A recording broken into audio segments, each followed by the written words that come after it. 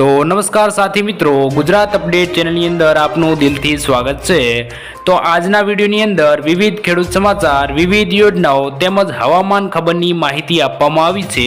तो वीडियो पसंद आवे तो वीडियो ने लाइक करी चेनल ने सब्सक्राइब जरूरथी करी लेजो मित्रों।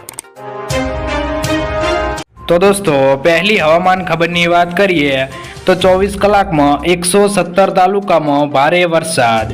आजे पण घणा विस्तार में वरसादनी आगाही करवामां आवी छे मित्रों। तो त्यारे राज्य में छेल्ला 24 कलाक में 117 तालुका में वरसाद वरसी चूक्यो छे।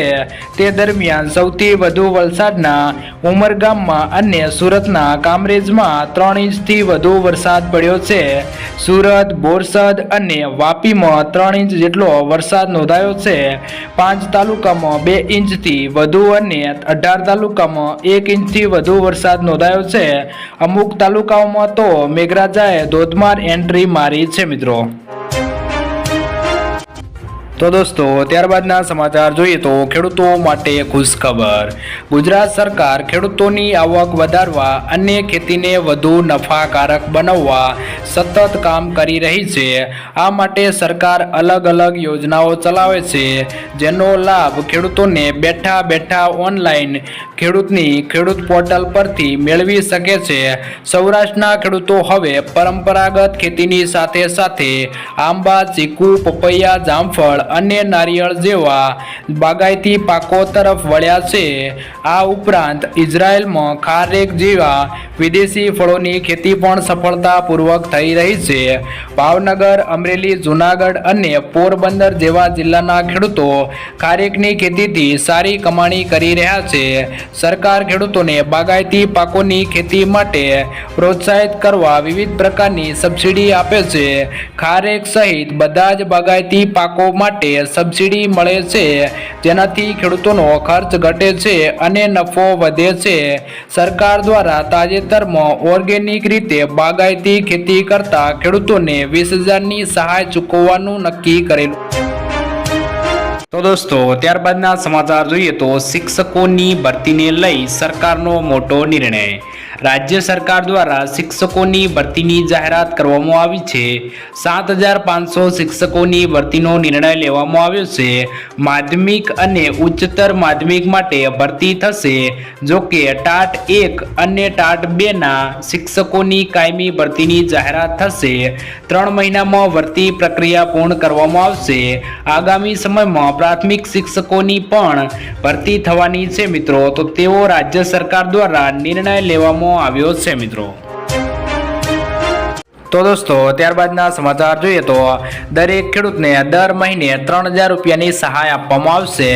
तो पीएम किसान योजनानी साथे केंद्र सरकार द्वारा प्रधानमंत्री किसान मानधन योजना पण शरू करवामां आवी छे, जेमां खेडूतोने आर्थिक सहाय आपवामां आवे छे।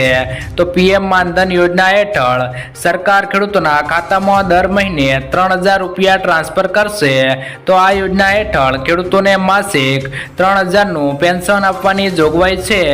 ज्यारे आ योजनानुं प्रीमियम पण किसान सन्मान निधि योजनानी रकममां कापवामां आवे छे। तो आ माटे तमारे एक अलग फॉर्म भरवानुं रहेशे। तो दोस्तों, त्यारबादना समाचार जोईए तो खेडूतोने एक साथे 2 हप्ता। तो पीएम किसान सन्मान निधि योजनानो 2,000 रूपियानो 16मो हप्तो 28 फेब्रुआरी 2024 ना रोज अने 17मो हप्तो 18 जून 2024 ना रोज खेडूतना खातामां ट्रांसफर करवामां आव्यो छे। तो पीएम किसान योजना हेठळ आपवामां आवेल दरेक हप्ता 4 महीनाना अंतराल साथे चूकववामां आवे छे। जे मुजब 16मो हप्तो 28 फेब्रुआरी 2024 ना रोज अने 17मो हप्तो 28 जून 2024 ना रोज खेडूतना खातामां ट्रांसफर करवामां आव्यो छे। ज्यारे कृषि अने खेडूत कल्याण विभाग द्वारा प्राप्त अहेवाल मुजब लाखों खेडूतो पीएम किसान योजना हेठळ बहार पाडवामां आवेला 16मा अने 17मा हप्ताथी रकमथी वंचित छे मित्रों।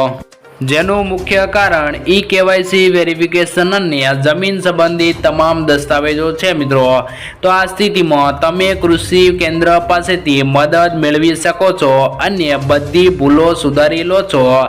તો તમારા ખાતામાં એક સાથે 2 હપ્તા એટલે કે 16મો અને 17મો હપ્તો એક સાથે જમા કરવામાં આવશે। તેમ છતાં તમારા ખાતામાં આ બંને હપ્તા જમા નથી થતા તો હેલ્પલાઇન નંબર 155261 અથવા તો 181155 પર કોલ કરીને ફરિયાદ નોંધાવી શકો છો, જેથી જે ખેડૂત મિત્રના બેંકના ખાતામાં 16મો અને 17મો હપ્તો નથી આવ્યો તેવા તમામ ખેડૂત મિત્રો સૌથી પહેલા ઈ કેવાયસી કરાવવાની જરૂર।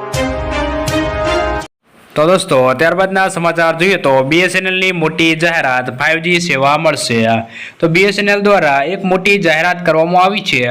કંપની આ વર્ષના અંત સુધીમાં દેશભરના 4G સુવિધા શરૂ કરશે। આ સાથે આવતા વર્ષે 5G સેવા પણ શરૂ કરી શકે છે।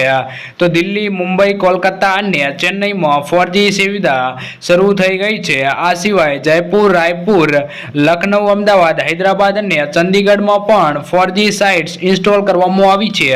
તો સમગ્ર દેશમાં BSNLની સુવિધાઓ વધારવા પર ભાર મૂકવામાં આવી રહ્યો છે। તો દોસ્તો ત્યારબાદના સમાચાર જોઈએ તો અમદાવાદીઓ બહાર જતા ચેતજો।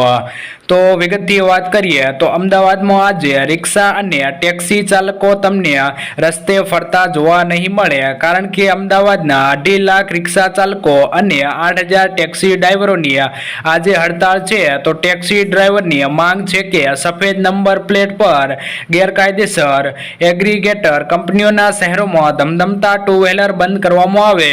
ઉલ્લેખનીય છે કે આ કારણે રિક્ષા ચાલકો અને ટેક્સી ડ્રાઈવરને ગાંધી સિંધિયા માર્ગે આંદોલન કરવાની જાહેરાત કરી છે। ઓનલાઈન એપ્લિકેશનના માધ્યમથી રિક્ષા ચલાવતા વાહન ચાલકોને ભારે હાલાકી પડતી હોવાના મુદ્દે 24 અને 25 જૂનના રોજ એપ્લિકેશન બંધનું પણ એલાન આપવામાં આવ્યું છે, જેથી આ 2 દિવસ દરમિયાન કોઈપણ રિક્ષા ચાલક અને એપ્લિકેશનના માધ્યમથી ધંધો નહીં કરી શકે અને કંપની દ્વારા રિક્ષા ચાલકો પાસેથી 25 રૂપિયાનો સરચાર્જ વસૂલ કરવામાં આવે છે અને ટ્રીપ કેન્સલ થાય તો ચાર્જ પણ ચૂકવવામાં આવતો નથી। તો દોસ્તો ત્યારબાદના સમાચાર જોઈએ તો સાવધાન ખેડૂતો માટે મોટી ચેતવણી। તો વિગતે વાત કરીએ તો તમે પણ ખેડૂત છો તો આ સમાચાર તમારા માટે ખૂબ જ જરૂરી છે।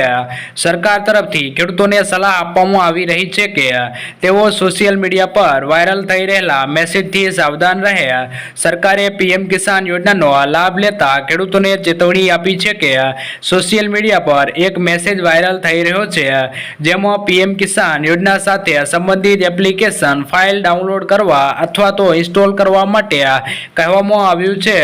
સરકારે ખેડૂતોને આવા પ્રકારના નકલી મેસેજથી સાવધાન રહેવા કહ્યું છે મિત્રો। તો દોસ્તો આજના વિડીયોમાં આટલું જ। જો વિડીયો પસંદ આવ્યો હોય તો વિડીયોને લાઇક કરી દેજો અને આપણી આ ચેનલ ગુજરાત અપડેટને સબસ્ક્રાઇબ જરૂરથી કરી લેજો।